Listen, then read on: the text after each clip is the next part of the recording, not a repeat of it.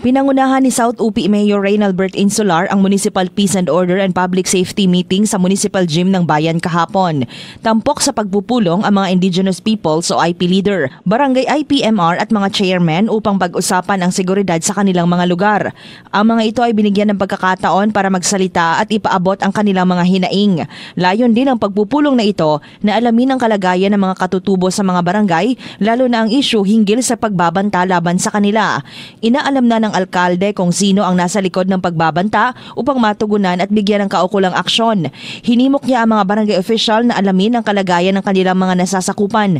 Iginiit naman ng ilang barangay leaders na wala silang natatanggap na opisyal na ulat hinggil sa mga banta laban sa mga IP sa kanilang komunidad. Kaya nga sinasabi ko sa mga barangay official ko, if may issue sa inyo dyan, talagang huwag ninyong ipagpalibad. Immediate action taken. If ma-resolve barangay level, i-resolve nyo. If hindi, meron tayong Office of the Municipal Mayor. Kaya nga meron akong Mayor's Council na nag-handle ng mga land problem or any problem from different barangay, 11 barangay of South UP.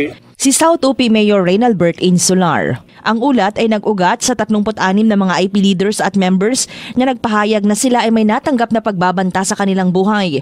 Ikinadismaya naman ng militar at PNP ng South UP ang nasabing ulat dahil hindi man lang ito ipinarating sa kanila para sana mabigyan ng aksyon. Drema Kitayan Bravo, NDBC, Bida, Balita.